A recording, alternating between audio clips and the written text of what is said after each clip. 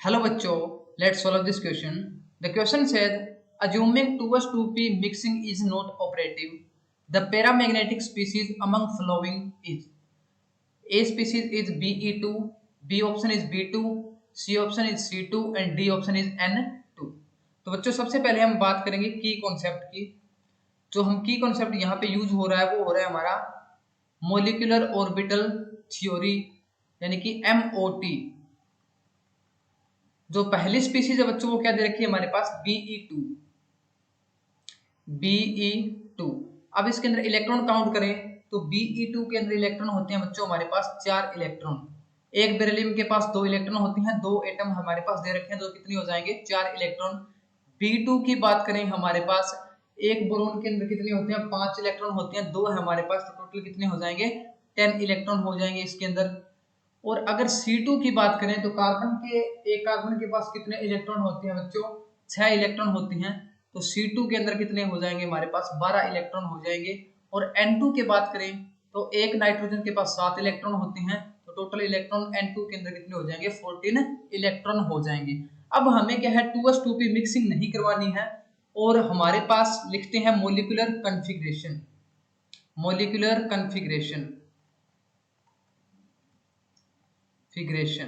जिसके अंदर sp mixing नहीं हो रही है। तो सबसे पहले क्या आएगा बच्चों sigma 1s, sigma star 1s, उसके बाद में sigma 2s, sigma star 2s। अब हम फिल कर रहे हैं Be2 के लिए, तो 4 इलेक्ट्रॉन है, 2 इलेक्ट्रॉन यहाँ पे आएंगे, 2 यहाँ पे आएंगे, तो दोनों के दोनों क्या है हमारे पास पेयर्ड है, तो ये हमारे पास क्या होगी डायामैग्नेटिक स्पीसीज हो जाएगी ये। ठीक है बच्चों। उसके बाद में जो सेकंड स्पीसीज है वो देखते हैं B2। उसके लिए जो कॉन्फ़िगरेशन लिखेंगे sigma 1s, sigma star 1s, sigma 2s, sigma star 2s। उसके बाद में क्या आएगा बच्चों सिग्मा 2pz, उसके बाद में pi 2p x is equal to pi 2py। अब इसके अंदर इलेक्ट्रॉन फिल करते हैं। टोटल हमारे पास B2 के अंदर 10 इलेक्ट्रॉन है, 2 2 4 2 6 2 8 और यहाँ पे क्या आएंगे 2, यानी कि 10 इलेक्ट्रॉन है। इसके अंदर भी कोई अनपेयर्ड इलेक्ट्रॉन नहीं है, तो ये भी हमारी क्या है डायामैग्नेटिक स्पीसीज है, डायामैग्नेटिक स्पीसीज। ठीक है बच्चों। अब जो हमारे पास लास्ट है वो है N2। यहाँ पे टोटल इलेक्ट्रॉन कितने हैं 14 इलेक्ट्रॉन है। इसके अंदर फिल करेंगे sigma 1s, sigma star 1s, sigma 2s, sigma star 2s, उसके बाद में सिग्मा 2pz, उसके बाद में pi 2px is equal to pi 2py। अब इसके अंदर इलेक्ट्रॉन फिल करेंगे 2 2 4 2 6 2 8 2 10 2 12 और 2 14, यानी कि इसके अंदर भी कोई अनपेयर्ड इलेक्ट्रॉन नहीं है, तो ये भी हमारे पास क्या है डायामैग्नेटिक स्पीसीज है। अब हमारे पास बची कौन सी है C2। इसको देखते हैं।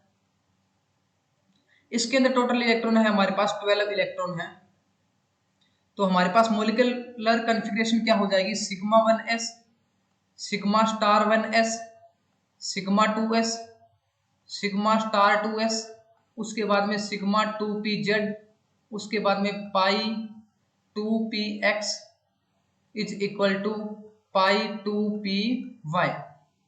तो अब इसके अंदर इलेक्ट्रॉन फिल करेंगे तो टोटल इलेक्ट्रॉन कितने हैं 12 है, 2 2 4 2 6 2 8 और 2 10 इलेक्ट्रॉन यहाँ तक फिल हो गए। अब 2 इलेक्ट्रॉन बचे हैं वो एक एक क्या है इसके अंदर फिल हो जाएगा, क्योंकि दोनों ऑर्बिटल की एनर्जी है वो सेम है, दोनों डीजनेट ऑर्बिटल है, और हंट्स रूल के अकॉर्डिंग क्या है हम इनके अंदर एक एक इलेक्ट्रॉन है वो फिल कर देंगे। तो हमारे पास इसमें 2 अनपेयर्ड इलेक्ट्रॉन बच रहे हैं, 2 अनपेयर्ड इलेक्ट्रॉन। तो ये जो स्पीसीज है हमारी वो बच्चों क्या हो जाएगी paramagnetic. Our correct answer will be C2. I hope you understood it well. Thank you.